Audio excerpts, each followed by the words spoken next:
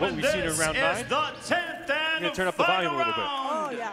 To try and close this out here. Final round of this 154 title match.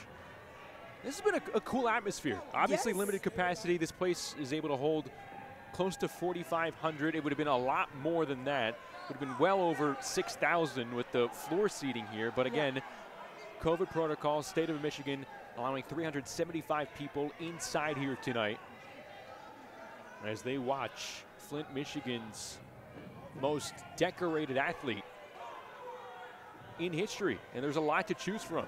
Yes. Not just in boxing where you have Anthony and Andre Durrell.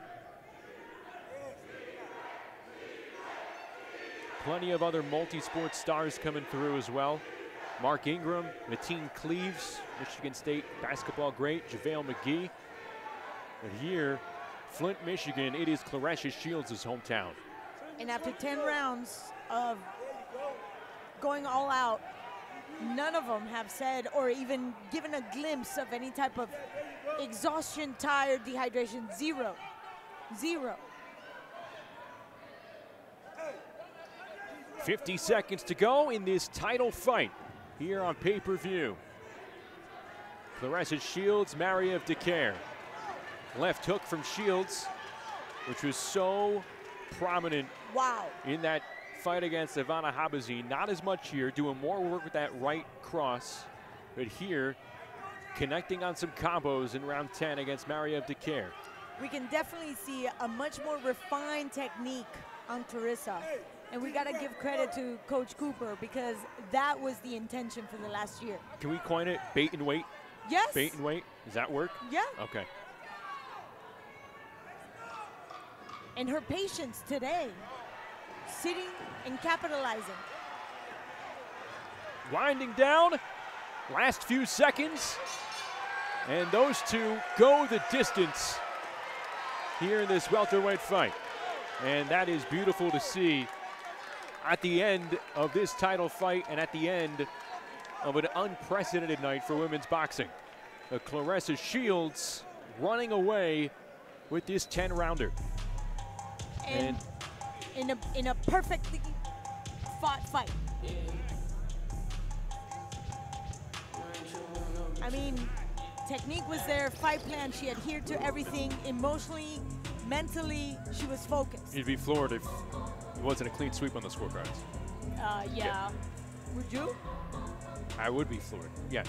But And the sad part is that doesn't really reflect on Decarie's effort and talent. That's right. It's correct. If you watch this, you know, one, you know that she wasn't fighting her fight. You could tell. I think you're intimidated by going in there with Claressa Shields, obviously to an extent. It's just a little disappointing that it lasted for maybe 7 rounds and change. You would have liked to see that come about. But all the same, you saw it wasn't easy for Claressa at the same time. No. She wanted a knockout. I mean, she wanted an impressive showing. It was impressive, but for all the talk that she put together as far as going for the knockout, she really hadn't been talking like that in her prior fights. This meant something, but it's not obviously not a disappointment. Well, Decarie did not sell this cheap. No. And again, when you're going on a 10-9 system, it doesn't really reflect how much effort Decarie actually made Claressa put in every single round. I would have liked that 9th round to be repeated from the very beginning of the fight. But of course, it didn't happen. She had to settle in. I would still like to see that footwork being a little bit more solid and more stable. Well, all that is waiting for history to become official is our man Ray Flores. Let's go inside the ring, get the finals from Ray. Ladies and gentlemen, having gone the distance, we go to the scorecards. Here are your score totals. Judges Perla Rodriguez, Mauro Di Fiore, and Robin Taylor scored about identical. 100 to 90 for your winner by unanimous decision. Still undefeated, and now the undisputed super welterweight champion of the world, from Flint, Michigan, Claressa T-Ray